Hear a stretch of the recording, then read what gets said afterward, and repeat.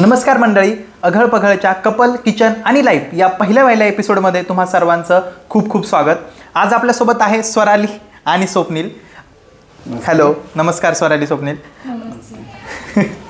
तर स्वराली, स्वप्नील आणि मी आम्ही तिघंजणही MSWचे क्लासमेट्स आहोत. आमचं masters in social work Karve इन्स्टिट्यूटमधनं झालं आहे आणि आम्ही तिघंजणही एकाच कॉलेजचे एकाच वर्गातले क्लासमेट्स आहोत. तर आज आपण स्वप्नील आणि स्वरालीशी भरपूर गप्पा मारणार आहोत. गेल्या वर्षी स्वप्नील आणि स्वराली यांचं लग्न झालं आहे आणि हे दोघंही सोशल वर्कमध्ये काम करतात. दोघांचंही सोशल बॅकग्राऊंड आहे, दोघंही प्रोफेशनल सोशल वर्कर आहेत आणि आज आपण त्यांच्याशी भरपूर गप्पा मारणार आहोत. आज आपण त्यांच्या घरी आलो आहेत, भरपूर खाणार आहोत. तर हॅलो स्वप्नील, हॅलो स्वराली. तर कसं वाटतंय तुम्हाला आम्हाला बोलून? काम करावं लागेल असं वाटतं. काम तर करावंच लागणार आहे बट तर मला तुमच्याकडनं थोडं अजून तुमच्या कामाबद्दल जाणून घ्यायला आवडेल, कारण की तुम्ही दोघंही प्रोफेशनल सोशल वर्कर आहात. म्हणजे एक्झॅक्टली तुम्ही काय करता? सध्याला आम्ही तिघंही ॲक्च्युली आपण एका सेम काम करतो. करेक्ट. तर ते काम आहे एज्युकेशनवरती. मुलांना क्वालिटी एज्युकेशन मिळवून देणं, त्याच्यावरती सपोर्ट प्रोव्हाइड करणं. आणि ज्यावेळेस मुलं स्कूलिंग कंप्लीट करतात, एक चांगलं स्कूलिंग मिळून देणं, दॅट इज प्रायमरी. आणि स्कूलिंग कंप्लीट झाल्यानंतर ती मुलं ज्यावेळेस कॉलेजला जातात त्यावेळेस त्यांना जो एक्सपेक्टेड सपोर्ट आहे, निडेड सपोर्ट आहे, त्यांना मग ॲडमिशनमध्ये, स्कॉलरशिपमध्ये, करिअर गायडन्स, करिअरच्या अपॉर्च्युनिटीज वेगवेगळ्या देणं, ज्याच्या माध्यमातून स्किल बिल्डिंग करून घेणं त्यांचं, आणि शेवटी चांगल्या ठिकाणी जॉबला लावून त्यांना कसं गरिबीतनं वरती जाता येईल. ग्रेट. अशा पद्धतीचं एकंदरीत काम. ग्रेट. आणि तू तुझ्या वर्क रोलबद्दल काय सांगशील? एक्झॅक्टली तू काय करतेस? जसं हा म्हणाला तसं आधी मी दीनानाथ मंगेशकरमध्ये मेडिकल सोशल वर्कर म्हणून होते. त्यानंतर आत्ता IT स्कूल्समध्ये स्कूल सोशल वर्कर. हो. जसं हा कॉलेजच्या मुलांना सपोर्ट करतो, तर ते स्कूल लेवलला सपोर्ट करण्याची रिस्पॉन्सिबिलिटी माझ्या. मग फक्त स्टुडंट्सच्या बरोबर पॅरेंट्सलाही आम्ही सपोर्ट करतो. हो. तर पॅरेंट वेलफेअर, स्टुडंट वेलफेअर या दोन्ही गोष्टी कशा बघितल्या पाहिजेत, कम्युनिटी डेव्हलपमेंटबद्दल विचार केला पाहिजे, या सगळ्या गोष्टी माझ्या as a school social worker. म्हणजे तुम्ही दोघंही प्रोफेशनल सोशल वर्कर म्हणून आत्ता तुमच्या रोलमध्ये काम करतायत. ग्रेट. तुमचं दोघांचंही लग्नाला आता 1 वर्ष होईल ऑगस्टमध्ये. तुम्ही दोघंही वर्किंग आहात, म्हणजे अगदी लग्नापासूनच वर्किंग आहात दोघंही तेव्हापासून. तर ॲडजस्ट कसं करतात? म्हणजे घरातल्या गोष्टी आणि कामं, आणि सोशल वर्करला खरंच कामाचा खूप लोड असतो. मी हे जवळून पाहिलं आहे किंवा मीही त्याच फील्डमध्ये काम करतो, त्यामुळे मलाही माहिती आहे. कामाचं बऱ्याच वेळा तास कधी फिक्स नसतात, ओव्हर टाईमही आपला होतो कामामध्ये. तर ॲडजस्ट कसं करतात घरातल्या रिस्पॉन्सिबिलिटीज? कामं वाटून घेतली तसं आम्ही दोघांनी मिळून. सकाळी डबा करायचं काम माझ्याकडे असतं, तर भांड्यांचं काम त्याच्याकडे असतं. Okay, great. म्हणजे बेसिकली सांगायचं झालं तर आम्ही कामं ज्याला जे जमतंय त्याने ते करावं ह्या तत्वावरती वाटून घेतलेली आहे. गुड. तिला चपात्या करायला चांगल्या जमतात, मला चपात्या जमत नाहीत, मग मला भाजी जमते तर मी भाजी करतो. ती डबा भरते किंवा बाकीची आवरावरी करेपर्यंत म्हणून भांडी घासतो. तर ज्याच्या हातात जे काम पडेल त्याने ते करावं, त्याने ते आवरावं पटकन. कारण आवरणं आणि पुढं होणं हे गरजेचं आहे. बरोबर. कोण काय करते ह्याच्यापेक्षा ते होतंय का ते महत्वाचं, ते इम्पॉर्टंट आहे. काम करणे. करेक्ट. ग्रेट. तर आज आपल्या या विशेष भागासाठी तुम्ही काय बनवणार आहात खायला? अंडा भुर्जी. वा, परफेक्ट. अंडा भुर्जीच का? म्हणजे अंडा भुर्जी का सिलेक्ट केलं? सोपा, पटकन होता, सुट्टी आहे, अंडी घेऊन आले. करेक्ट. नाही, ऍक्च्युली आठवड्यावर काम करून आमचा भेजा फ्राय होतो. ओके, अंडा फ्राय करू. वा, ग्रेट. ओके, चला मंडळी, तर आज आपण स्वप्नील आणि स्वरालीच्या हातची अंडा भुर्जी खाणार आहोत. तर बघूयात आपण. Okay, so let's go in kitchen. Yes.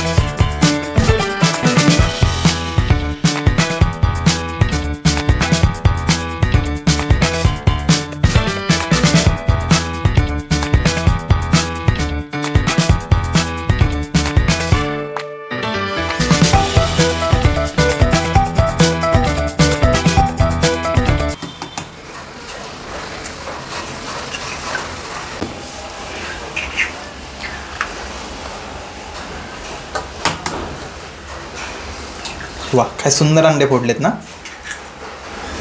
गोल गोल ना.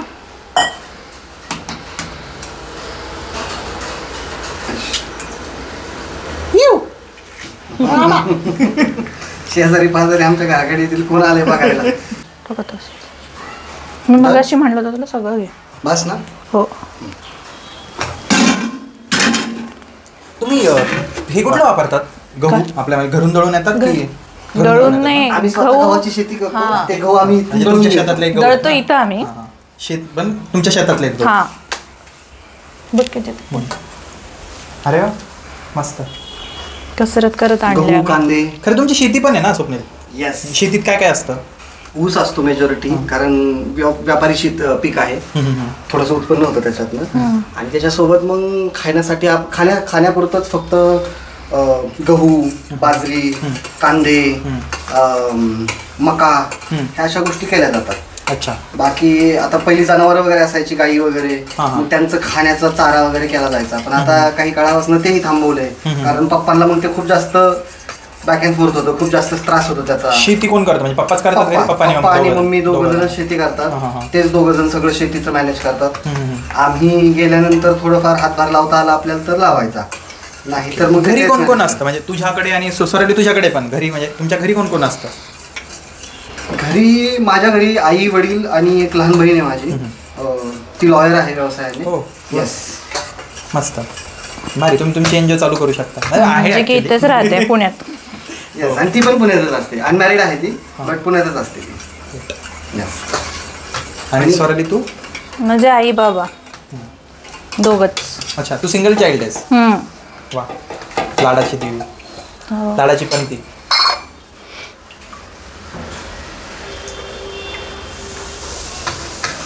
तू काहीतरी बोलत होतास स्वप्नील, दीदीचं काय सांगत होतास? ती पण पुण्यातच असते, लॉची प्रॅक्टिस करते आणि त्याच्यासोबत ती कॉम्पिटेटिव्ह एक्झाम्सची वगैरे तयारी करत असते. गुड. तिरक करून. हा, तिरक करून केलं मी, पण ते खूप जास्त आवाज करते. नाही, येऊ शकतं म्हणजे तेच तसं पटकन होईल रे तिरक करून, म्हणजे तू हे करून. हा, असं खाली करून व्यवस्थित मिक्स होईल.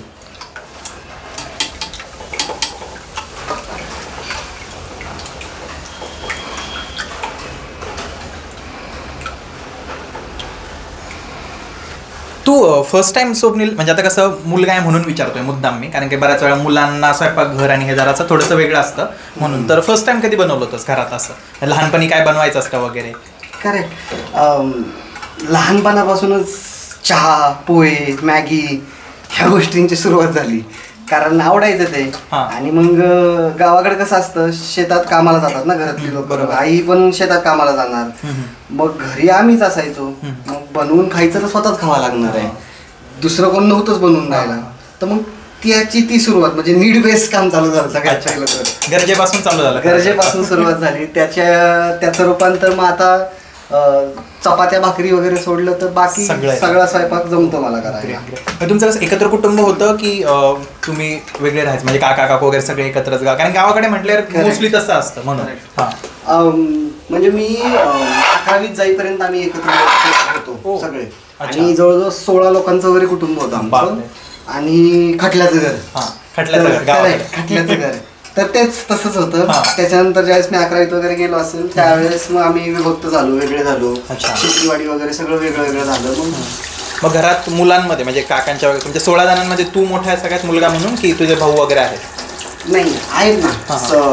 म्हणजे मी 3 नंबरला येतो. 6 लोक आहोत आम्ही टोटल. बहीण भावंड तुम्ही सगळे? करेक्ट. सख्खे चुलत असे. माझ्या वडिलांना 2 भाऊ आहेत अजून, त्यांची 6 मुलं. बापरे. त्याच्यामध्ये मी 3ऱ्या नंबरचा. माझ्या घरात भाऊ, जसं तू म्हटला की स्वयंपाक करायला तू तेव्हापासून नीट बेस्ट होती, मग बाकीचे भाऊ खरंच एवढ्याने स्वयंपाक करतात की फक्त तुला आवड होती म्हणून तू करायचं असं काय? त्यावेळेस आम्ही सगळेच करायचो. आवड म्हणून सगळेच करायचो किंवा गरज म्हणून. बट त्याच्यानंतर आता त्यातलं कोणी स्वयंपाक वगैरे काही करत नाही, कारण ते सगळेच गावाकडे सेटल्ड आहेत. आणि गावाकडचं कल्चर आपल्याला माहिती आहे की बाबा पुरुषाने किचन मध्ये दिसलं म्हणजे मग एक तर बाईच्या पदराला बांधलेला आहे किंवा पुरुषपणावरती संशय आहे. बरोबर, करेक्ट, बरोबर. स्वराली, तुझं काय? म्हणजे आता तू म्हणली तू सिंगल चाइल्ड आहेस, घरात तू एकटीच होती, मग तुला स्वयंपाक आईने शिकवला की म्हटली की नाही बाई तू आपला अभ्यासच कर, असं काय होतं? असं काही कोणी मला धरून नाही शिकवलं किंवा मी पण नाही शिकले. मला आधी जेमतेम थोड्या फार प्रमाणात थोड्या पोळ्या यायच्या आणि बेसिक नाश्त्याचे पदार्थ पोहे वगैरे असे, मॅगी, भाज्या वगैरे पण इतक्या नव्हत्या बघायच्या, फक्त करताना केल्या नव्हत्या. लग्नानंतरच जे काय शिकले ते. अच्छा, ग्रेट. लग्नानंतर कोणी शिकवलं? सासूबाईंनी शिकवलं की नवऱ्याने शिकवलं? माझं मी शिकलं. अच्छा, तुझं तू शिकली युट्यूबवर बघून? थोडंफार बेसिक माहित असतं ना, इतके वर्षापासून आईला आपण बघत असतो, ते एक्सपेरिमेंट करत करत शिकले.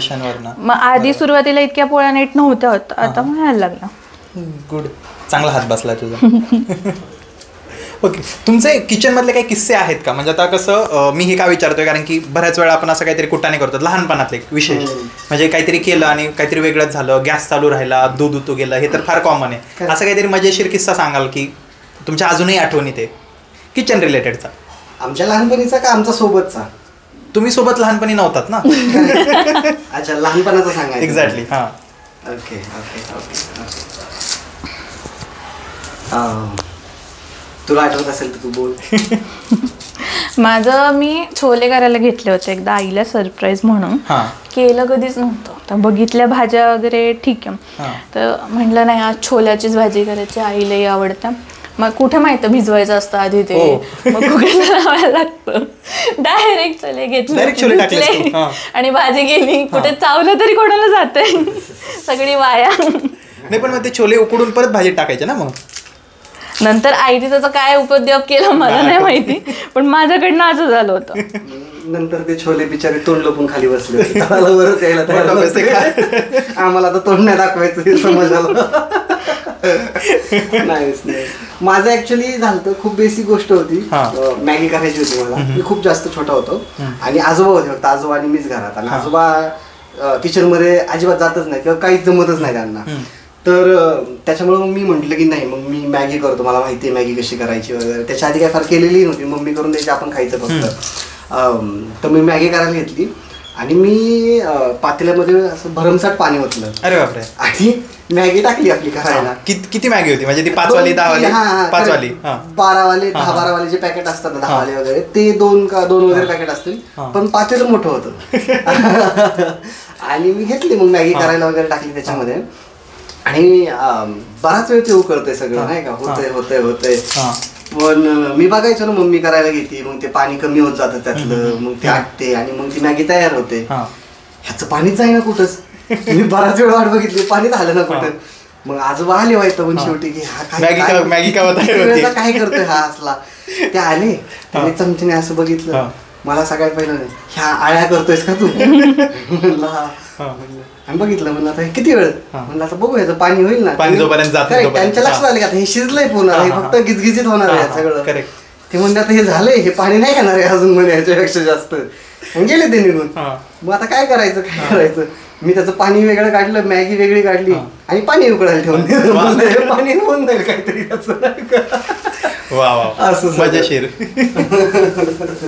ओके, कुकिंग बद्दलचं म्हणजे माझं पण मला सांगायला आवडेल ना. मला लहानपणापासून, तुला आठवत आहे की रुचिरा नावाची मालिका लागायची दूरदर्शनवरती, तिचं टायटल सॉंग अन्नपूर्णा नमस्तुभ्यम.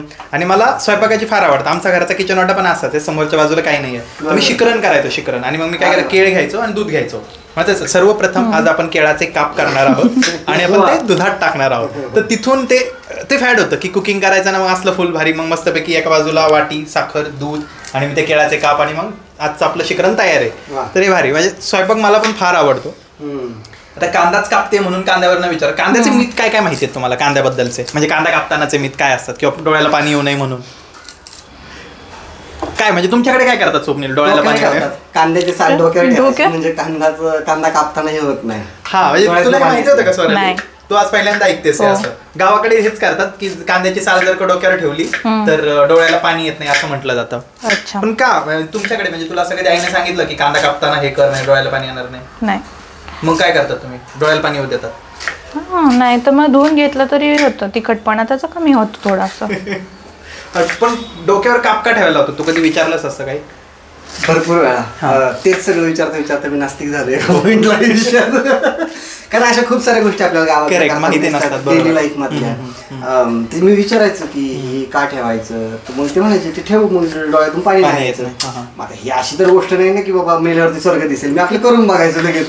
तर मग तरी पण यायचं ना डोळ्यातून पाणी, म्हणायचं नाही हे खोटं आहे असं तसं, घरचे आपले इग्नोर करायचे.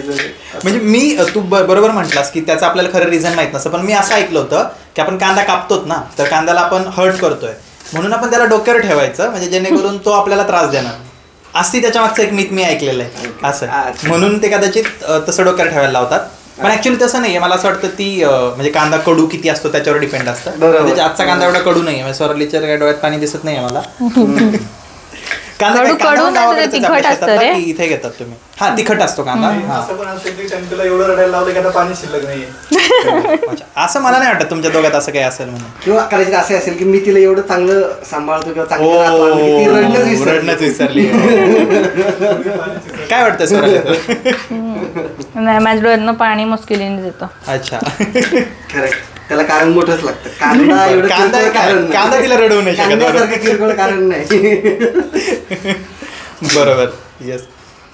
भुर्जी म्हटल्यावर कांदा आलाच, म्हणजे विदाऊट कांदा भुर्जी होऊच शकत नाही. करेक्ट. असं पण टमाटर पण टाकतात भुर्जीत, माहिती तुला? हो, आम्ही नाही टाकणार. आम्हाला नाही आवडत. आम्हाला आवडत नाही म्हणजे आता तुला तुम्हाला नाही आवडलं. इन जनरल सांगते तुला, म्हणजे भुर्जीत टमाटर पण असतात. आमच्या गावाकडे आई करते तर टमाटा असतं भुर्जीमध्ये. आम्हाला गिळगिळीत टोमॅटो नाही आवडत. ऍक्च्युली आमचं खूप कमी गोष्टीवरती असं एकदम परफेक्ट सहमत होतं, आणि ही एक त्यापैकी गोष्ट आहे. वाद कशावरनं होतात म्हणजे कुकिंग? आता बघ ना, कांद्यावरनं तू जसं म्हणाला की काहींना आवडतं काहींना नाही आवडत. इव्हन आता माझी एक रूममेट होती ओके, तर तिला मोहरी आवडत नव्हती भाजीत नाही, कशातच मोहरी नाही, म्हणजे पोहे नाही, भाजी नाही, कशातच नाही. आमच्या घरात मोहरी आणलीच जात नव्हती रूमवरती, तर आम्ही रूममध्ये टाकतच नव्हतो. त्यामुळे आमचं सतत वाद व्हायचे. आणि त्याच्यावरनं मला सवय लागली की मला मोहरी नाही खावं वाटत आता. म्हणजे मी जेवायला जरी बसलो ना तरी मोहरी वेगळी निवडतो असं. तर तुमच्या दोघात असं काही आहे का? कारण की आता तू पूर्णपणे ग्रामीण पुण्यातला आहेस, तू पूर्णपणे पेठीतली आहे. खाण्यापिण्याच्या आवडींमध्ये वगैरे असं काही वेगळं जरी असलं ना तर पोह्यात मला नाही शेंगदाणे आवडत, ह्याला आवडतात, मग मी काढून वेचून त्याला देते. पण टाकते. दुसरी गोष्ट हिंगाची. त्यांच्याकडे जेवण हिंगाशिवाय बनत नाही. बरोबर. आणि हिंग खाणं आपल्याकडे जमत नाही गावाकडे. करेक्ट. म्हणजे तो फार नसतं, म्हणजे असतं काही काही भाज्यांमध्ये, पण फार कमी बोटावर मोजता येईल अशा भाज्यांमध्ये आपण फक्त वापरतो, सणासुदीला वगैरे अशा काही गोष्टींमध्ये. पण रेग्युलर लाईफ मध्ये तर हिंग हा प्रकारच नसतो. गुळ पण. करेक्ट. गुळ, भाजीत गुळ टाकणे, भाजी ती गोड गोड लागते, आपल्याला तिखट खायची सवय. बरोबर. मग जेव्हा ती भाजी करते तेव्हा ती थोडीशी, आता तिने बंद केलंय हिंग आणि गुळ वापरणं, नाही टाकतच नाही मी. आणि मी केल्यावरती जास्त तिखट होते. अच्छा. गोड नाही करत मी, फक्त माझं तिखटावर हात आहे त्यामुळे मी सांभाळूनच वापरते. आणि हा नुसतं तिखट करतो की जेणेकरून माझं मग तेव्हा मग डोळ्यातनं पाणी येऊ शकतं. Good point. Good point. तू आता म्हणजे ज्यावेळेस लग्न करून पहिल्यांदा दौंडला गेलीस, स्वप्नीलच्या घरी गेलीस, तेव्हा तिथलं किचन, तिथल्या सगळ्या गोष्टी हे तू कसं मॅनेज केलं? कारण की बट ऑब्वियस जसं तू म्हणालीस की स्वयंपाकात एवढी सवय हा चल, म्हणजे मी आई काकूंना ओळखतो, स्वप्नीलची मम्मी तशी फार फ्रेंडली आहे, फार ऍडजस्ट करतात, बट स्टील तरी पण तिथे गेल्यानंतर तुझं काही स्ट्रगल होतं का? एकतर वस्तू सगळ्या किचनच्या वेगळ्या सापडणं मुश्किल, त्यात तिथे एवढा मोठा भला पोलपाट, एवढा मोठा तवा, मोठा पोलपाट नसेल का म्हणजे? एवढा पोलपाट आहे तिथं, एवढा पोलपाट आहे, तेवढाच तवा आहे. मग त्याच्यावरती आमच्या एवढ्या अशा पोळ्या असतात आणि आम्ही पोळ्या म्हणतो, तिथे चपाती म्हणतात. अच्छा, मग तू पोळ्या म्हणायचीस ते माहिती नाही, चपातीच नाही, मला ते आधीपासून माहित होतं ह्याच्यामुळे, त्यामुळे मी तसं तिकडे नाही म्हणत. मी आपलं तयारी होमवर्क करून दिलं. काय तुला पहिल्यांदा काय करायला लावलं होतं ग सासरी गेल्यावर, लग्न करून गेल्यावर काय बनवलं होतं सगळ्यात पहिल्यांदा? काय बनवलं होतं मला खीर, तर ते आत्ता बनवले होते, पहिल्यांदा नव्हते ते मैत्रिणींसाठी माझ्या सासूबाईंचा. तेव्हा खीर बनवली होती, गोड काहीतरी करायचं म्हणून.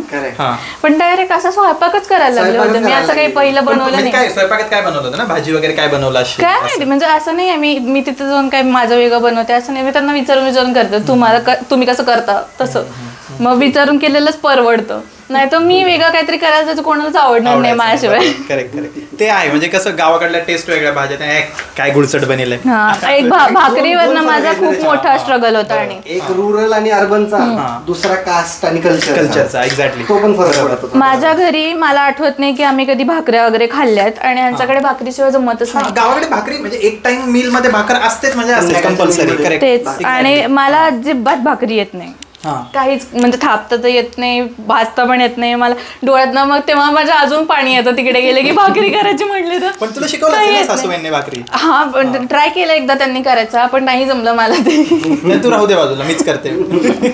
आजपर्यंत अजून मला नीट नाही जमले. गावाकडे गेल्यानंतर अडचण अशी होती आमची की मला जास्त किचन मध्ये राहता येत नाही, कारण तिथं घरात कोण ना कोणतरी येत जात राहणार. घरच्यांचं थोडस ते अजूनही तिथं आहेत ना, तिथला समाज 4 लोक आहेत की अजून आहेत तिथं, इथून आम्ही लावली तिथं ती 4 लोक आहेतच अजून. बरोबर. मग त्याच्यामुळे होतं असं की मला जास्त किचन मध्ये जाता येत नाही किंवा जास्त वेळ स्पेंड करता येत नाही, मला काही बनवता येत नाही तिथे गेल्यानंतर. मग सगळी जबाबदारी हिच्या खांद्यावरती. मग तरी मला जेवढं जमेल जेवढं करता येईल तशा हिशोबाने मी करण्याचा प्रयत्न करतो. त्यातल्या ज्यावेळेस भाकरीचा टास्क येतो त्यावेळेस मग मी आपला आवर्जून जातो, थोडंसं भाकरी वगैरे. आणि नणंद असली तर मला काहीच अडचण येत नाही. मग तिकडे मग आम्ही दोघे किचन मध्ये जर असलो तर नाही मग काय, म्हणजे मला येत नाही तर ती मी करते तुम्ही हे करा असं करून आम्ही करून घेतो. आता हे जसं स्वराली तू स्वप्नीलच्या घरी गेल्यावर होतं, सेम स्वप्नील तू पण ज्यावेळेस स्वरालीच्या घरी जातो. आता परत तू जसं म्हणालास की तुझ्या आवडतीच्या भाज्या, म्हणजे सासूबाईंचा मग सगळं पुणेरी पद्धतीचं जेवण, मग ते तू कसं ऍडजस्ट करतो? बदललंय पण ऑलमोस्ट ह्याच्यासाठी माहिती आहे ना, जावयाला आपल्या गोड वगैरे आवडत नाही, तर त्यांनी तिखट भाज्या करायला चालू केलं. हॉटेलमधनं पण इव्हन जेव्हा मागवलं होतं तेव्हा असं की ह्याला तिखट आवडतं म्हणून स्पेशली हॉटेलवाल्याला सांगितलं तिखट कर. नाही ऍक्च्युली माझ्यासाठी खूप जास्त सोप्या गोष्टी आहेत इकडे, कारण माझं बऱ्यापैकी आयुष्य इकडे पुण्यात गेलं शिक्षणामुळे, कामामुळे. त्याच्यामुळे इकडच्या खाण्याची वगैरे मला सवय झालेली आहे, मेसमुळे, खानावळीमुळे, मित्रांमुळे. त्याच्यामुळे मग इथं काय असं वेगळं वाटत नाही, पहिली गोष्ट. तर दुसरी गोष्ट, ते लोक पण मग ते एफर्ट्स घेतात. कल्चरचा भाग आहे किंवा प्रिव्हिलेज आहे, जावई असल्याचं एक प्रिव्हिलेज आहे. आणि त्याच्यामुळे मग ते एफर्ट्स घेतात किंवा मला जे आवडते ते खायला देण्याचा प्रयत्न करतात किंवा तशा पद्धतीने बनवण्याचा प्रयत्न करतात. मला किचनमध्ये इन जनरल किंवा मला काही कामच करून देत नाही. माझं स्वतः मला काम, टॉवेल हातात आणून देणे, बाकीच्या गोष्टी नाही का, म्हणजे मला खूप जास्त असं होतं अवघडल्यासारखं. तसं जर का कोणी करायला लागलं तर. पण आता ते पॅम्परिंग पण नाही जमत. एक होतं आपण ज्यावेळेस सोशल अँगलने ज्यावेळेस विचार करतो किंवा समाजाकडे बघण्याचा आपला दृष्टिकोन असतो ना, हे पॅम्परिंग आपल्याला जड जातं. म्हणजे जावई म्हणून जे केलं जातं ते थोडंसं जरा जड जातं.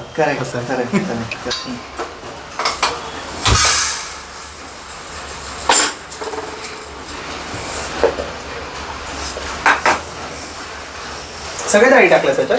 आमचं असं वरण भात आम्ही नाही करत, त्यामुळे डाळी खाल्ल्या जात नाही. मग मी भातात टाकून देतो. ते फार कमी झालं माझं भात खाण्याचा प्रकार झालं.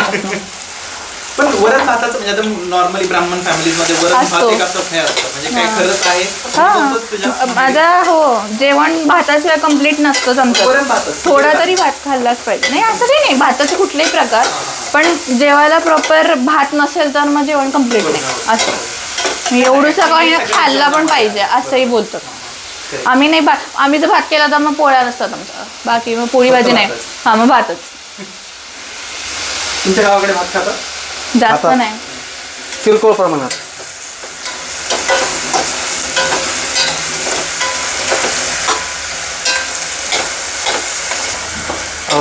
स्वप्नील, आता मी जसं मगाशी म्हटलं की तू पहिलवानकी करत होतास बरोबर, म्हणजे त्यावेळेस कोल्हापूरला होतास की म्हणजे विश्वास बसत नाही असं नाही आहे, माहिती आहे मला म्हणून म्हणतोय. त्यावेळेस तू कोल्हापूरला होता की गावाकडेच करत होता? मी ॲक्च्युली 12वीच्या ज्यावेळेस सुट्ट्या होत्या मला, समर वॅकेशन्स, त्यावेळेस 2-3 महिने मी कोल्हापूरला होतो. तिथं तालमीत राहिलो, तिथं थोडीशी प्रॅक्टिस झाली, रुटीन बसलं, तिथं गोष्टी कळाल्या, शिकायला भेटलं सगळं तालमीत असताना. आणि त्याच्यानंतर मग मी ज्यावेळेस ग्रॅज्युएशनला गेलो 12वीनंतर, बारामतीला होतो मी कॉलेजला, तर तिथं मग मी कॉलेजमध्ये मॅटवरती खेळायचो कुस्ती. अच्छा. हां, आणि मग तिथंच प्रॅक्टिस करायचो कॉलेजमध्ये. फर्स्ट इयर सेकंड इयरमध्ये मी प्रॅक्टिस करायचो, तिथंच खेळायचो कॉलेजमध्ये. बट एक छोटासा ॲक्सिडेंट झाला आणि त्याच्यानंतर मग कुस्ती सुटली माझी. ओके. येस. आता कुस्ती म्हटलं की आहार आलाच, मग तुला जेवणात काय आवडतं सगळ्यात म्हणजे जास्त, की जे तुझं फार जवळचं आहे असं? नॉनव्हेज, चिकन, मटन हा खूप जास्त आवडीचा प्रकार. त्याच्याशिवाय जमत नाही. म्हणजे पहिलवान ज्यावेळेस तालमीत होतो त्यावेळेस तर रोज अर्धा किलो चिकन. मी तुला माझा डाएट सांगू. ज्यावेळेस मी तालमीत होतो, थोडंसं हार्ड टू बिलीव्ह असेल कदाचित, बट ज्यावेळेस मी तालमीत होतो कोल्हापूरला त्यावेळेस मी रोज 2 डझन केळी, 2 लोण्याचे गोळे, 24 केळी 2 लोण्याचे गोळे. वेट किती असेल त्याचं साधारण? नाही एवढं नाही कॅल्क्युलेशन नसेल माझं कदाचित. त्याच्यानंतर 2 लिटर दूध, त्याचं पण मग थंडाई करायची, दूध प्यायचं, ज्यूस करायचा. करेक्ट. हे वेगवेगळ्या फॉर्म मधून ते 2 लिटर दूध जायचं दिवसभरामध्ये.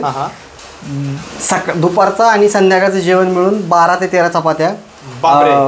भात असायचा ठरलेला, एक मापाचं पातेल असायचं, तेवढं भरून भात असायचा. पांढरा भात. संध्याकाळच्या मीलमध्ये चिकन फिक्स असायचं. सकाळच्या नाश्त्याला अंडी वगैरे असलं काही काही असायचं, स्प्राउट्स असायचे.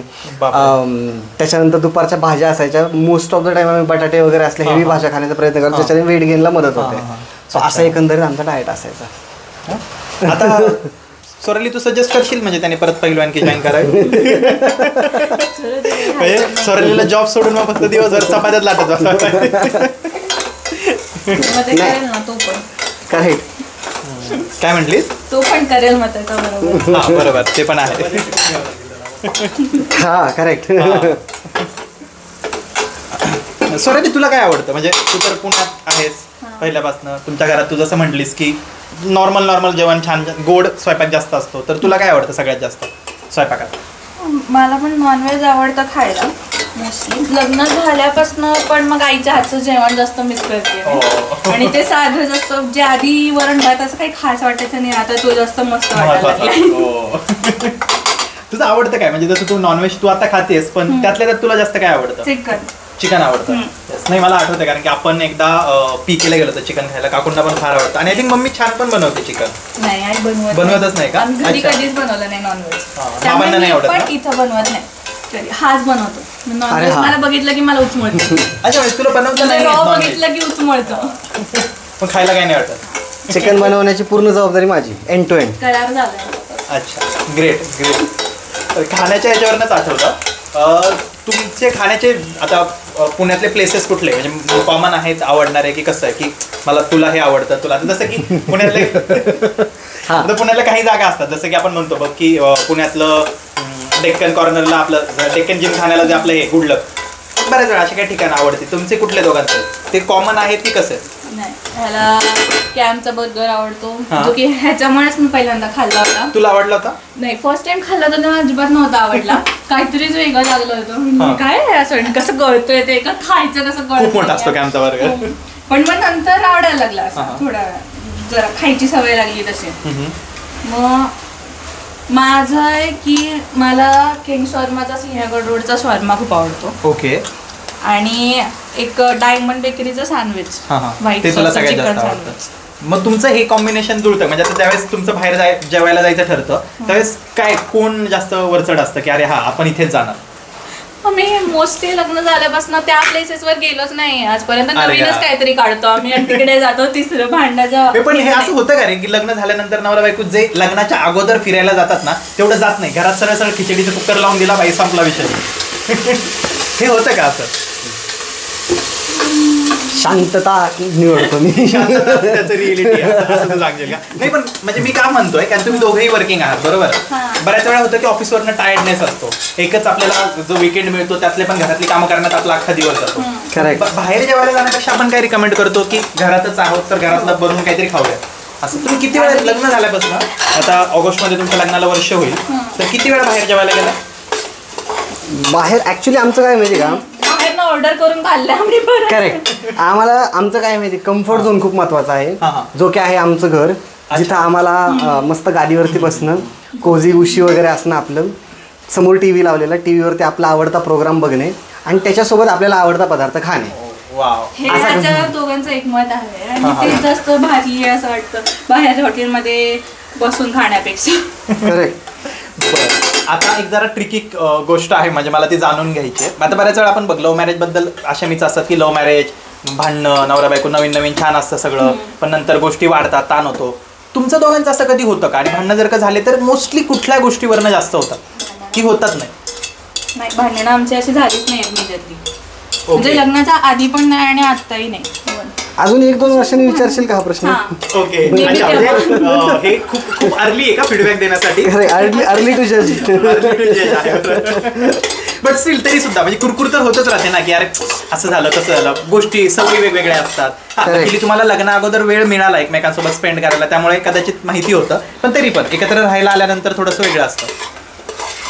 ऍक्च्युली होतं कसं माहिती का, मी लग्नाच्या आधी घरी राहिलेलो नाही जास्त. बरोबर. एकटा राहिलेलो आहे मी जास्त. म्हणजे तू 12वी नंतरच घर सोडलंस? बरोबर. 11वीच मी 11वी-12वी पासूनच घराच्या बाहेर आहे. मी लग्नाच्या आधी जवळजवळ 9 ते 10 वर्ष असे बॅचलर म्हणून काढलेले आहेत बाहेर. त्याच्यामुळे झालं असं की माझं पूर्ण लाईफस्टाईल, थिंकिंग, घरातलं वावरणं, पर्सनल टाइम, ते असणं पर्सनल स्पेस आपण ज्याला म्हणतो, तर ते सगळं करेक्ट, ते सगळंच खूप जास्त डिफाईन्ड आणि ते खूप जास्त असं विजिबल काइंड ऑफ होतं. लग्नानंतर कसं झालं आता, कारण मला घरी राहायची सवय नाही, ही घरी आईवडिलांसोबतच कंटिन्यू राहिलेली आहे. करेक्ट. तो थोडासा चॅलेंज आम्हाला जाणवला की मला ते शिफ्ट होणं from the bachelor perspective to personal space वगैरे to become a family man. पण तुम्हाला असं वाटत नाही का रे की तुम्ही नवरा बायको कमी रूममेट म्हणून जास्त राहता, असं वाटतं का कधी? मला असं वाटतं की आम्ही तो सुवर्ण मध्य साधलाय. अच्छा. की मी पूर्णच माझं ते एकदम बॅचलर लाईफ सोडून पूर्णपणे फॅमिली मॅन होणं, आणि तिने पूर्णच फॅमिली मॅन किंवा फॅमिलीवालं सगळं सोडून बॅचलर होणं. अच्छा. सो आम्ही फॅमिलीवाले रूममेट्स आहोत. ओ, काइंड ऑफ लिव्ह इन म्हणू शकतो आपण. हरकत नाही. ग्रेट. बऱ्याच वेळा आता स्वप्नील तू जसं म्हणालास की बॅचलर असणं आणि घरातल्या सवयी, कामाच्या गोष्टी, तर तुला म्हणजे मी स्वतः पण ॲग्री करतो याच्यावरती. मुलं बॅचलर असतात ना त्यावेळेस बऱ्याचशा घरातल्या गोष्टी स्वतःहून करतात, कारण की सवय होते कामाची, बाहेर राहत असतो त्याच्यामुळे. तर मला असं वाटतं की प्रत्येक मुलांनी, मागे एका पॉडकास्टमध्ये बोलताना आम्ही म्हटलं होतं की प्रत्येकाने, नॉट ओन्ली फक्त मुलांनी, मुलींनी सुद्धा घराबाहेर काही वर्ष राहिलं पाहिजे. सहमत आहे. म्हणजे आणि स्वराली तू काय सांगशील, म्हणजे तू तर स्वतः कधीच घर सोडून राहिली नाही. मला आठवते कॉलेजमध्ये असताना तू म्हणायची मला घर सोडून लांब जायचं आहे, आणि बऱ्याचदा तू पुण्यात, तुझं शिक्षण पुण्यात, सगळं काही पुण्यात झालंय. त्यामुळे तुला काय वाटतं, म्हणजे काय, म्हणजे ह्या आमचं जे मत आहे की बॅचलर राहिलं पाहिजे, तुला वाटतं का त्याचा तुला फायदा अजून झाला असता? हो, माझं अजूनही मत आहे की अजूनही मला चान्स मिळाला तर अजूनही काही दिवस तरी, काही महिने तरी पुन्हा सोडून की म्हणजे एकटीला राहायचं? एकटीला राहायला. अरे ग्रेट. तुझ्या नवऱ्याला मग काही दिवस ट्रान्सफर करून देऊ दुसरीकडे? मी माझ्या जुन्या मित्रांना कॉन्टॅक्ट करतो. तू आमच्या रूमवर येऊ शकतोस काही दिवस. अगदीच गुड ऑप्शन. वास छान येतो. थँक्यू. खरंच मस्त. मला तर भूक लागली ऍक्च्युली. खरंच मी सकाळपासून काहीच खाल्लं नाही, कारण खास आज स्वप्नीलच्या घरी जेवायला, स्वरालीच्या घरी जेवायला जायचं आहे त्याच्यामुळे. ग्रेट. मला वाटतं अजून परतू द्यावी थोडीशी. नाही, लागायला लागली आता, खाली लागायला लागली. ठीक आहे, गरम याच्यावरती होऊन जाईल ती. असं काही ना, म्हणजे स्वयंपाकातल्या काही गोष्टी किती सोप्या असतात ना. भुर्जी म्हणजे किती पटकन होणारा पदार्थ आहे. करेक्ट. पाहिजे पायपूस ना खाली पायाला. अरे म्हणजे मला ना खूप जास्त अनकम्फर्टेबल होतं ज्यावेळेस माझ्या पायाला काही ओलं लागतं किंवा गार लागतं ज्यावेळेस मी काम करत असतो. आणि काय होत असतं, मी हात धुत असतो सारखा, मग काही ना काहीतरी पाणी पडतच असतं सारखं इकडं तिकडं, मग ते खूप जास्त अनकम्फर्टेबल होतं. मग ते खाली होतं. म्हणजे स्वयंपाकघरातले काही सवयी आपल्या असतात ना. माझं पण असं आहे की मला जो गमछा आता म्हणतात तो कंटिन्यू खांद्यावर लागतो, काही हात पुसायला. काय झालं की मला असं पटकन अनकम्फर्टेबल, अरे नाही मला पाहिजे, मला हवंय. त्याच्यावर कधी होतं का तुमचं चिडचिड? स्वराली तुझी कधी होती की कशाला आलास माझ्या बाजूला जरा मला करू दे, असं काही होतं का? मध्ये हा 1-2 वेळा झालं पण असं. कशावर ना? मी काहीतरी करते आणि मग हा काहीतरी मध्येच सांगायला आला की मग मला नाही आवडत असं, मध्येच येऊन काहीतरी तूच कर, मग असं होतं मला. तुला जर एवढं आहे. हा, हे होतं चिडचिड. माझं पण सेम तसंच आहे. आणि जी मुलं बॅचलर राहतात त्यांचं खास करून असतं की नाही असंच कर, इकडे इथंच टाक, तेवढं तिथंच टाक. सेम कालच माझ्या घरी एक माझा कझन आला होता, तो पण मला तेच म्हणत होता की त्याला तो आमरस करत होता, त्याला मग नाही आंबे एवढेच पीड, त्यात पाणी तसंच होतं. मला एक काम कर ना, तूच कर, साधं सोपं. करेक्ट आहे. होतं तसं बऱ्यापैकी होतं. हे आहे. मग तसं चुकलं की लास्ट टाइम तेच केलं होतं त्याने, आमरसात पाणी, मला म्हणे फार घट्ट वाटतं म्हणून पाणी टाकलं. नाही, तो नाही आधी. हा आमरस वेगळा, हा आमरस दौंडचा. आम्ही दौंडला गेलो होतो गावी, तर हिने आमरस केला होता आणि चांगला झाला होता. मला फक्त तो थोडासा घट्ट दिसला. मी म्हटलं खूपच घट्ट आहे, थोडं पाणी घालून आपण मिक्स करून केलं व्यवस्थित. मी घालते, ह्यांच्याकडे घालतात, आमच्याकडे नाही घालत. तर मी थोडंसं पाणी घातलं आणि मिक्स करण्याचा प्रयत्न केला, पण म्हटलं की नाही अजून स्कोप आहे थोडासा, असं करून मी अजून थोडं पाणी घातलं, कपभर पाणी घातलं, एक ग्लास भर, कपभर पाणी, मोठा ग्लास भर, आणि मग ते खूप जास्त पातळ झालं. तिचा मूड खराब. करेक्ट. मग ते तिचं मूड खराब झाला ना की आता मी बनवलं, करेक्ट, मी खराब केला. मग त्याची जबाबदारी घ्यावी लागली मला समाजापुढे. एक आंबा पिळायचा ना अजून त्याच्यामध्ये, आंबे संपले. तू सासूबाईंनी तक्रार नाही केलीस का नवऱ्याची? त्याला मी आधीच सांगितलं, तू स्वतःहूनच सांगायचं आता ही गोष्ट. याते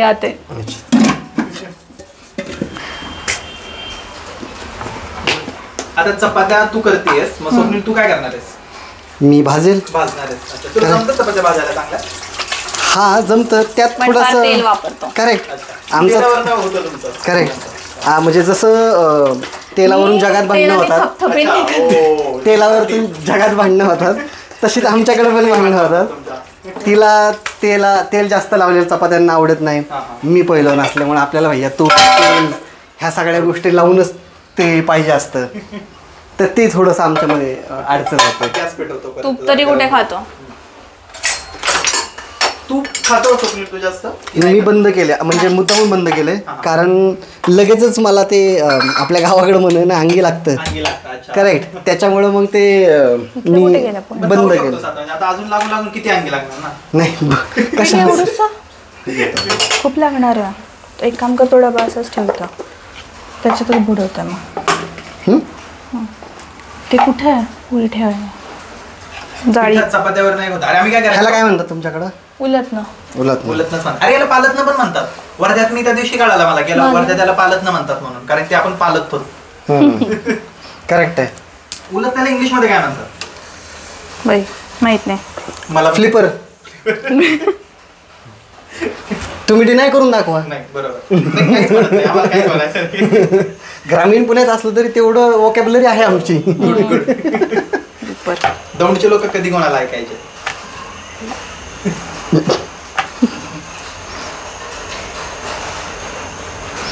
नाही अजून झालं, वेळ लागणार. तवा तापावा लागतो तर चपात्या जास्त चांगल्या होतात. किराण्याचं कसं करता तुम्ही? म्हणजे ग्रॉसरीवरनं तुमचं असं कधी असतं बसून मस्तपैकी लिस्ट बनवायची दोघांनी मिळून, की एकच कोणीतरी बनवतं? मी बनवते. बहुतांशी तरी तीच बनवते लिस्ट. ती लिस्ट बनवते, ती लिस्ट काढते की काय काय आणायचं, काय काय आणायचंय, आणि मग आम्ही दोघं जण घ्यायला जातो. मोस्ट ऑफ द टाइम्स आम्ही डीमार्ट वगैरेला जातो, म्हणजे थोडंसं फिरून घेता येतं. ट्रॉली घेऊन फिरायचं आपलं. मग ती पुढं आमची लीड असते, ती पुढे चालते, मी ट्रॉली घेऊन मागे दुसरं काय दिसतंय का बघत. मी जर मोस्टली एकटी गेले तर आमचा फार पैसे वाचतात. अच्छा. आणि दोघे जण गेलो तर मग दोघं एकमेकांकडे काहीतरी मागतो. हे म्हणजे यालाच पुढे मी असं विचारलं स्वप्नील, की असं म्हणतात की मुली फार खर्च करतात असं, तर पण हे लग्नानंतर नाही होत. म्हणजे लग्नानंतर मुली फार सेव्हिंग करतात. आता तुम्ही दोघं जणांनी लग्नाच्या अगोदरचा पण फेज सोबत घालवलाय, गर्लफ्रेंड बॉयफ्रेंड आणि नवरा बायको म्हणून. मग तुला असं वाटतं की लग्न अगोदर पण स्वराली असंच, म्हणजे की नाही एवढ्या लागणाऱ्या गोष्टींपुरतच एवढंही करायचं असं होतं, की आताच फक्त बदलली? नाही, ऍक्च्युली पूर्वीपासूनच तिचं तसं आहे. तिने कधीही मला म्हणजे अशा मोठ्या गोष्टी, खर्चिक गोष्टींमध्ये टाकलं नाही. ज्या काही गोष्टी असतील, जे मी काय करेल ते तिला आवडतं नेहमीच. खर्च असं काही नाही आहे जास्त, कधी खर्चिक गोष्टी किंवा त्याच्यावरतून काही आमच्यामध्ये डिबेट झाली किंवा चर्चा झाली इव्हन असं काही होतच नाही. किरकोळ गोष्टींमध्ये मी पण कॉलेज पासून बघतो ऍडजस्टमेंट किंवा तिला ते असं की फार फार पैसा घालायची गरजच नाही ना, छोट्या गोष्टीत पण होऊ शकतं. करेक्ट. तुमच्या लग्नाचाच किस्सा आहे, म्हणजे खरं तर लग्नावरनच आहे. मला आठवतंय तुमच्या लग्नाच्या वेळेसच, खरं तर लग्नाच्या अगोदर मला तुमची लव्ह स्टोरी जाणून घ्यायला आवडेल अजून. म्हणजे मला तर माहितीच आहे, पण मला आज या निमित्ताने परत एकदा ऐकायला आवडेल. छान मस्त, म्हणजे शिट्टी पण दिली आपल्याला.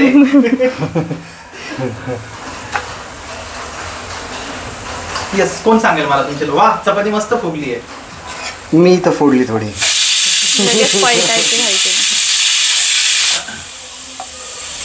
बरं, लव्ह स्टोरी.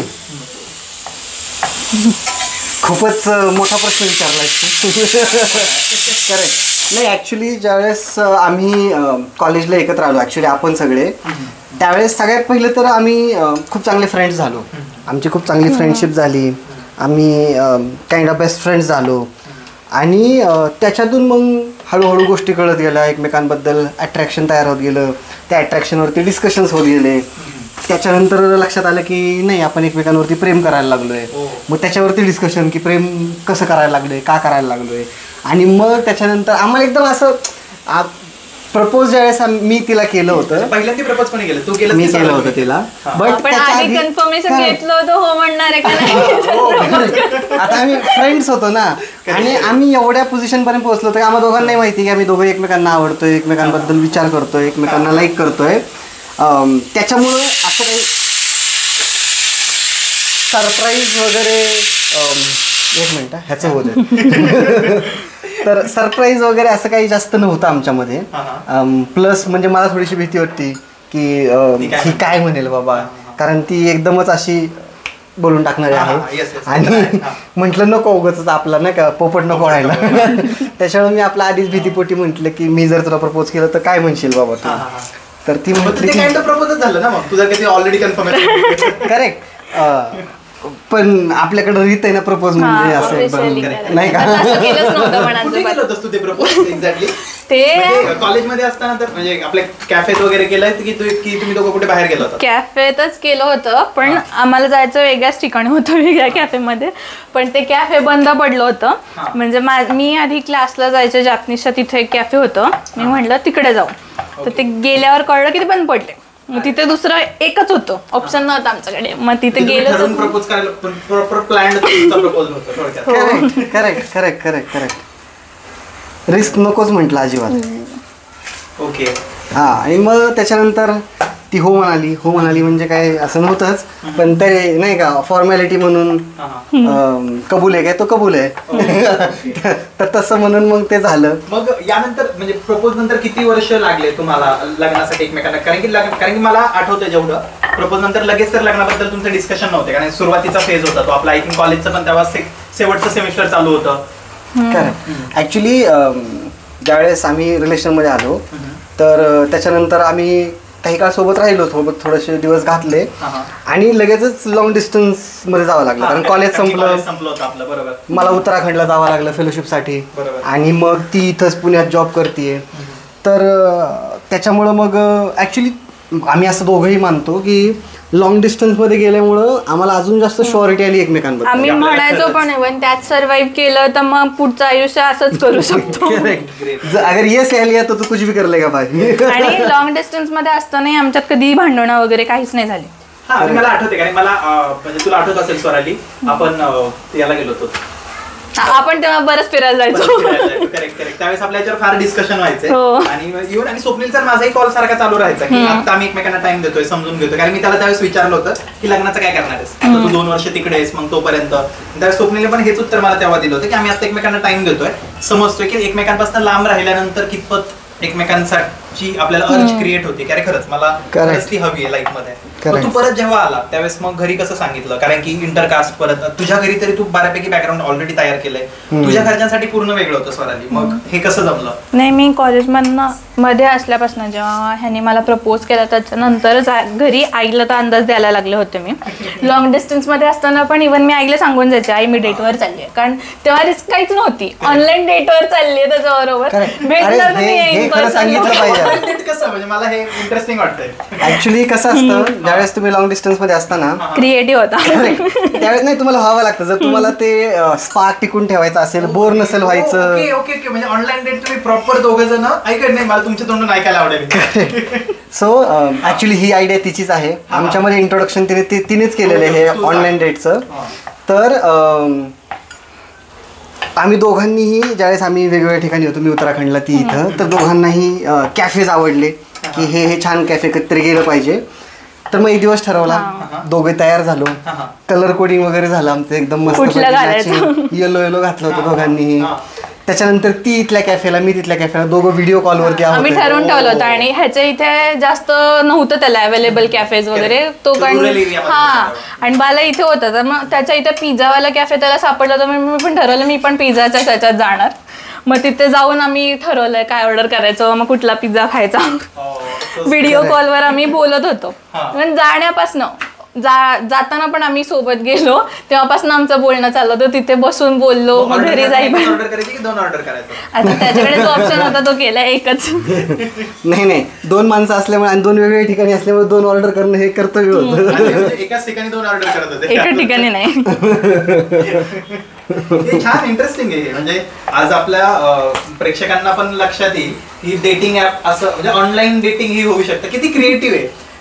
मागेच आम्ही असं डिस्कस करताना होतं स्वप्नील की लग्न ज्यावेळेस टिकतात, म्हणजे लग्नात ते जुनेपणा येतोय काही वर्षांनंतर, तर तुम्ही क्रिएटिव्ह असणं फार गरजेचं आहे. लग्नामध्ये तुम्ही नवीन नवीन गोष्टी आणणं फार गरजेचं आहे, तर तुम्हाला एकमेकांबद्दलची तो इंटरेस्ट टिकून राहील.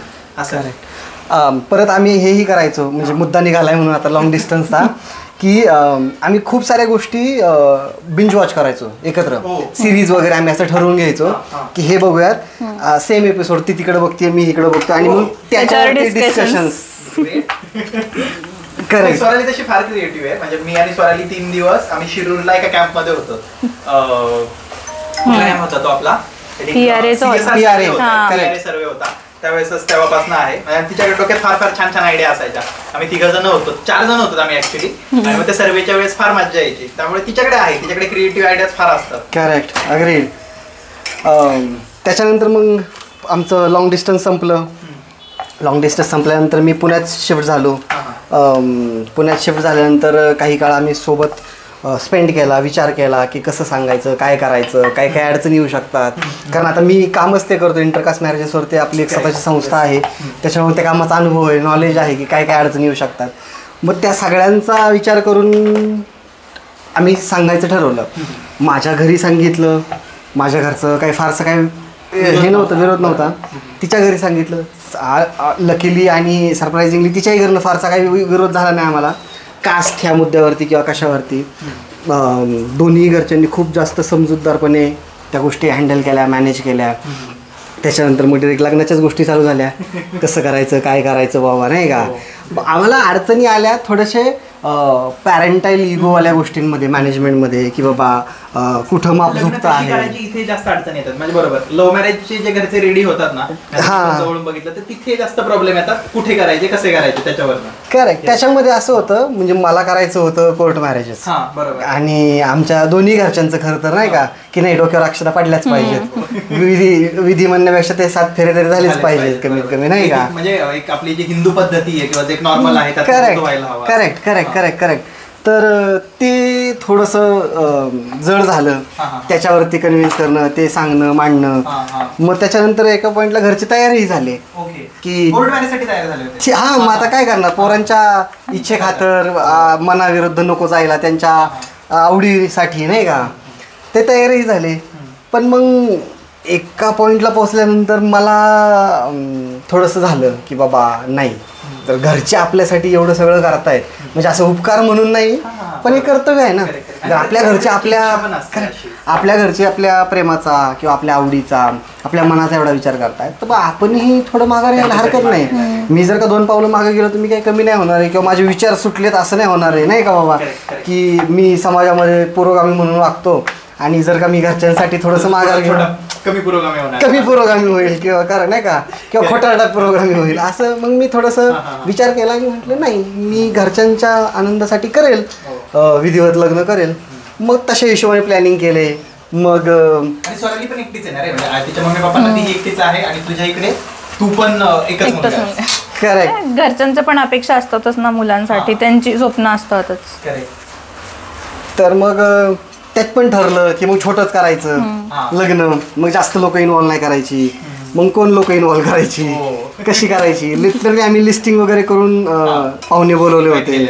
त्याच्यानंतर मग ते हॉल बघणं, कुठले कुठले विधी कसे कसे करायचे, काय काय करायचं त्याच्यासाठी, काय काय. मग शॉपिंगमध्ये पण आम्ही असं खूप जास्त कट डाऊन केल्या होत्या गोष्टी की नाही हे नाही, तू तर होताच माझ्यासोबत सगळ्या शॉपिंगला सोबतच केलेली आहे, तुला माहिती आहे. तर म्हणजे मी लिटरली माझा जो लग्नातला शेरवानी होता का नवरदेवाचा घालणारा, मी तो रेंट केला होता. कारण हे खूप म्हणजे मला आज खरंच आवडेल आणि खरंच खूप मोठं पाऊल आहे लग्नाचे कपडे रेंट करणं. बऱ्याच वेळा आपलं असं होतं की एकदाच करणार आहोत, एकदाच हे आहे, मग घ्यायला काय हरकत आहे, आणि ते घालणंही होत नाही. 40,000चे कपडे खरेदी केले. करेक्ट. माझी लग्नाची साडीच 2,000ची होती, कारण परत घातली पाहिजे म्हणून. एक्झॅक्टली, बरोबर. करेक्ट. तर जेवढ्या गोष्टी आपल्याला कट डाऊन करता येतील, वाचवता येतील, त्या हिशोबाने आम्ही गोष्टी केल्या होत्या. घरचे आमचे सगळे खूप सपोर्टिव्ह, खूप जास्त इन्वॉल्व, हॅपी असं वातावरण तयार झालं होतं. मग तशा ह्याच्यात लग्न झालं आमचं. आळंदीमध्ये आम्ही लग्न केलं. आळंदीला लोकांनी पळून जाण्याचं ठिकाण असं म्हणून बदनाम केलेलं आहे, बट तिथं अरेंज मॅरेज ठरवून लग्न केली जाऊ शकतायत. कारण ज्यावेळेस आम्ही आमंत्रण देत होतो लोकांना भाऊकीमध्ये, गावात किंवा माझ्या आळंदीला करतोय म्हटलं की मग ते पळून जाऊन केले, किंवा मग काही ठिकाणी आमच्या अफवाही उठल्या होत्या गावाकडे. माझ्या ह्यांनी आधीच लग्न केलंय, आता उगा 4 चौघात दाखवण्यासाठी म्हणून इथं करतायत. तर ते अशा काही अफवांनाही मला सामोरं जावं लागलं नाही का. हो, असं सगळं आहे. त्यासाठी प्रपोज पण करायला लागला मला त्याला. अरे हा, ते आपण मिस केलं. ते म्हणजे ते नाही कळालं मला. लग्नासाठी प्रपोज वेगळं होतं का? हा, म्हणजे ह्याचं असं होतं की मी तुला प्रपोज केलं होतं ना सरी आपण. हा, तर मग लग्नाचा वेळेस तू करायचं, कारण मला प्रपोज केलंच नाहीयेस तू. अच्छा. म्हणून त्याला माझ्याकडनं प्रपोजल हवं होतं. तर मी प्लॅन तर खूप दिवसापासून करत होते, करू कधी असा चान्सच मिळत नव्हता. आमचं लग्न ठरलं, सगळे तयार झाले, शॉपिंग करायला लागले, तरी आम्हाला चान्स मिळत नव्हता. मग असंच. आणि प्रपोज केलंच नसतं तर तो काय लग्नाला तयार म्हणजे काय उभा राहिला नसता का? राहिला असता, पण मग ते असं आयुष्यावर बोलून दाखवलं असतं. केलं नाही केलं. आणि मी तयारी करून ठेवली होती. मी त्याच्यासाठी ग्रीटिंग कार्ड वगैरे बनवलं होतं. 15-20 दिवस लागले मला ते कार्ड बनवायला त्याच्यासाठी. आणि मग हा पण बॅग मध्ये रिंग घेऊन फिरत होता माझ्यासाठी. मी जेव्हा प्रपोज करेल त्यानंतरच देणार असं ठरवलं होतं त्याने. हा, आणि मी त्यानंतरच देणार असं त्याने ठरवून ठेवलं होतं. त्यामुळे मग एक दिवस असंच लग्नाच्या आधी इन्व्हाइट करायला गेलो होतो आम्ही कॉलेजच्या फॅकल्टीजला. मी ठरवलं तेव्हाच करायचं, कारण ह्याच्यानंतर तर चान्सच नाहीये. मग भेटणार पण का नाही माहित नाही मध्ये आधी. मग इराणी कॅफेला आम्ही गेलो, तिथनं त्यांना इन्व्हाइट करून वगैरे सुरुवात जिथून झाली त्याच निमित्ताने तुम्ही परत एकमेकांना प्रपोज केलं. येस, कॉलेजमध्ये नाही गेलं पण कॉलेजमधनं निघालं. आणि हा, मग थोडंसं असं धाडस दाखवून ह्यालाही कळालं की का म्हणते इथे थांब जरा थोड्या वेळ थांबू म्हणून. मग प्रपोजल झालं ऑफिशियली, मी केलं. मग त्याच्यानंतर त्यांनी मला रिंग दिली. बरंच काय काय म्हणालं. म्हणजे काय लग्नाचा प्रपोज करताना काय म्हणतात म्हणजे आमच्या प्रेक्षकांना नाही कळेल. असं काही वेगळं नाही, जसं प्रेमासाठी करतो तसंच. पण मग माझ्यासाठी किती इम्पॉर्टंट आहे, त्याचा रोल किती महत्वाचा आहे हे सांगून मग त्याला विचारलं होतं की लग्न करशील का. ओके. तू काय म्हणाला होतास? मी म्हणालो आता शॉपिंग झाली आहे, आता माघारी फिरणं खूप जड जाईल, मला खर्चिक होऊन जाईल. त्याच्यामुळे आता हो म्हणण्याशिवाय माझ्याकडे पर्यायच नाही. ग्रेट.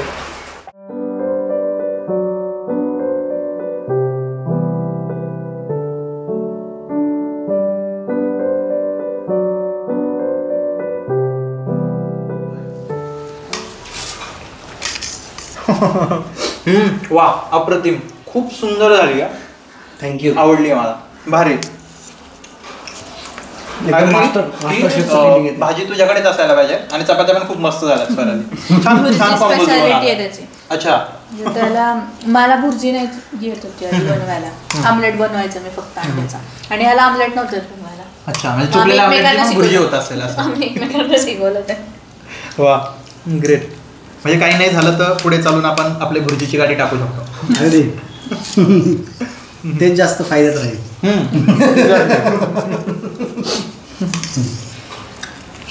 छान. नाही, खरंच खूप छान वाटलं आज तुमच्यासोबत गप्पा मारून. आणि खरंच कळालंच नाही वेळ कधी गेला. म्हणजे आपण जेवढं काय ठरवलं होतं त्यापेक्षा खूप गप्पा मारल्या आपण, खूप कळालं. आणि एक गोष्ट कळते की स्वयंपाक, आता तुमच्या ताटात खिचडी आहे, आमच्या ताटात भुर्जी किंवा कुठलीही भाजी आहे, ती अशीच नाही बनत. भरपूर साऱ्या गोष्टी एकत्र येतात तेव्हा चालून त्याचं छान कॉम्बिनेशन होतं. आणि संसारातही असंच असतं, जर का दोघांच्या जोडीने स्वयंपाक होत असेल तर ते ताट जास्त छान सुंदर दिसतं. असं आहे. तुम्ही दोघं काय सांगाल म्हणजे नवीन कपलला आज, जर का या निमित्ताने म्हणजे एक स्टिरियोटाइप्स आहेत लग्न, घर, स्वयंपाक, नवरा बायको, तुम्ही काय सांगाल?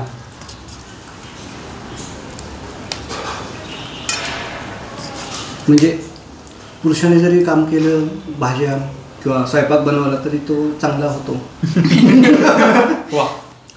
One of the major stereotype की म्हणजे बनवलं तरी खाऊ शकतो आपण, त्यात काय अपशकून वगैरे किंवा विटाळ होऊ शकत नाही असं दिस इज प्रूव्हन, म्हणजे नाही का. एक्झॅक्टली, बरोबर. एकत्र काम केलं की एकालाही थकवा जाणवत नाही. Correct, great. आणि खरं तर दोघांनी केलं तर, आणि आता वर्किंग बघ ना 90% म्हणजे अर्बन एरियाचं मी बोलतोय, 90% कपल हे वर्किंग आहेत. 10%च असं आहे की काही मेजर रिझनमुळे, म्हणजे लाईक बाळा असतील किंवा मूल असेल किंवा घरात आई वडील असतील तर मुली काम नाही करत, पण मोस्टली मुली काम करतातच. त्यामुळे दोघंही एकत्र काम करून घरातली काम एकत्र करत असतील तर कदाचित तो संसार अजून छान होऊ शकतो. मग तेवढाच वेळ पण देता येतो ना एकमेकांना. एक्झॅक्टली. नाही तर आम्ही कसं देणार, एकच जर कोणी काम करत राहिलं तर तो आमचा उलट राहिलेला वेळ आम्ही घालवतो वाया. बरोबर. एक माणसाचं आयुष्य किचनमध्ये, दुसऱ्या माणसाचं आयुष्य कुठेतरी वेगळ्या कामात किंवा त्या कामातल्या चुका काढण्यात. एक्झॅक्टली. नाही, छान आहे. दोघांनीही स्वयंपाक करणं खरंच खूप सुंदर कन्सेप्ट आहे. म्हणून तर आमचा ज्यावेळेस पॉडकास्ट ठरला, मला हे सुचण्याचं कारण पण तेच होतं की आपण बऱ्याच वेळा फक्त आईला स्वयंपाक घरात बऱ्याच वेळा बघतो किंवा बाई म्हणून जे असेल फिमेलला जास्त बघतो, पण पुरुषांनाही किचनमध्ये बघण्यासारखं सुख खरंच नाही आहे.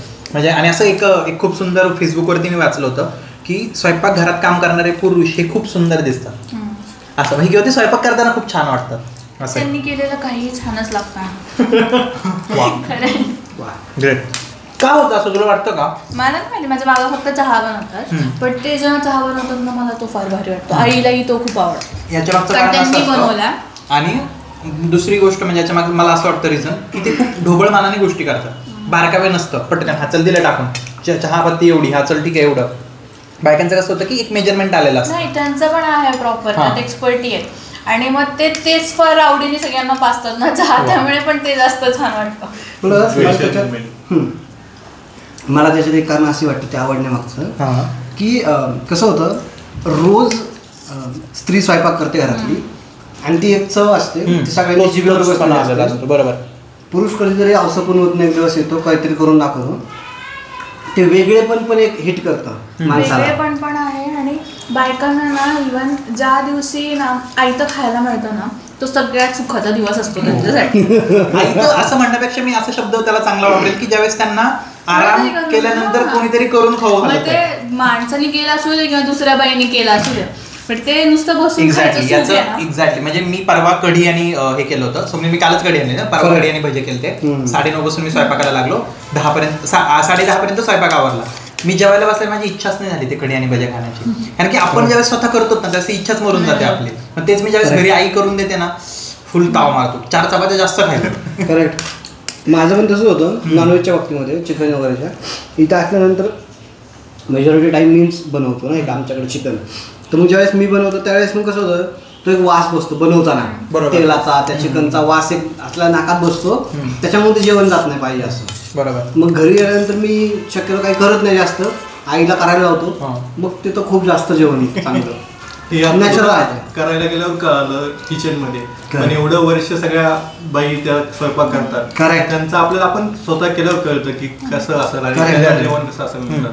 बरोबर. करेक्ट. आणि बघ ना, सवासण्या असतात घरी, सुवासण्या जेवायला घालतात, ढीकभर स्वयंपाक केला जातो, आणि नंतर त्या बायका जेव्हा जेवायला बसतात त्या काहीच खात नाहीत. बट ऑब्वियस कसं खाणार आहे, कारण की सकाळपासून त्या किचनमध्ये. करेक्ट. ग्रेट. ओके, सो शेवटाकडे येतोय आपण, आपलं जेवण चालूच राहील.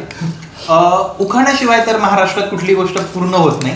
त्यामुळे स्वराली, मी तुला आधीच सॉरी म्हणेल, कारण की स्वराली मी ऑलरेडी उखाणा घेणार नाहीये, पण स्टील तरी मला तुझ्याकडनं उखाणा ऐकायचा आहे, आणि स्वप्नीलकडनं पण. आणि मी असं ऐकलं की स्वप्नील तू स्वतः उखाणा एक लिहिला होतास. हो, लग्नाच्या वेळी. स्वरालीपासून सुरुवात करूयात आपण.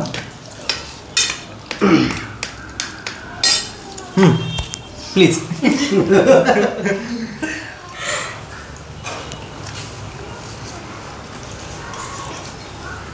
काही म्हणू शकतेस तू. काय म्हणू, स्टीलच्या ताटात खिचडीचा भात, स्वप्नीलचं नाव घेते आजच्या दिवशी खास. ओ वा वा वा, टाळ्या टाळ्या टाळ्या. वा. स्वप्नील.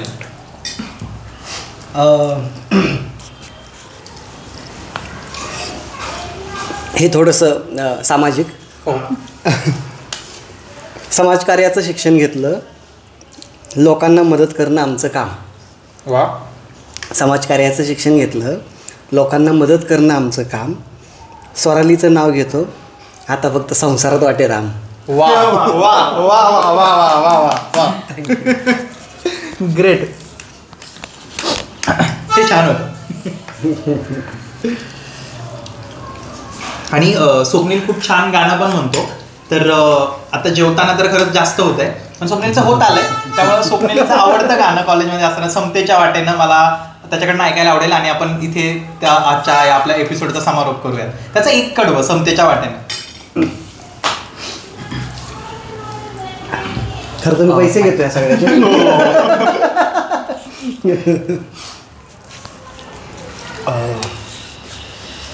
ठीक आहे, घेऊयात आपण गाणं. पण तुम्ही सगळे थोडे थोडे कोरस द्या. घासासोबत थोडा कोरसही चालेल.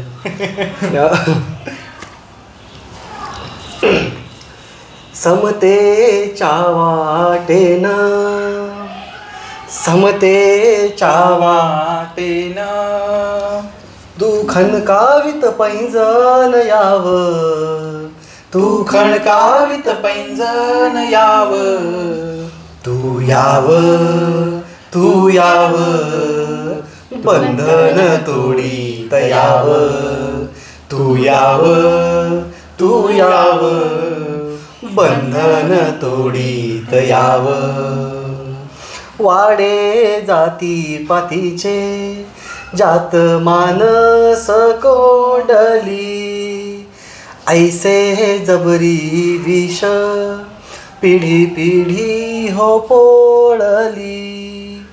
हाडाची मासाची कशी मानसना दिसली, भिंती जाती पातीच्या, भिंती जाती पातीच्या तू तोडत फोडत यावं, तू यावं, तू यावं, बंधन तोडीत यावं, तू यावं, तू यावं, बंधन तोडीत यावं. धन्यवाद. थँक्यू.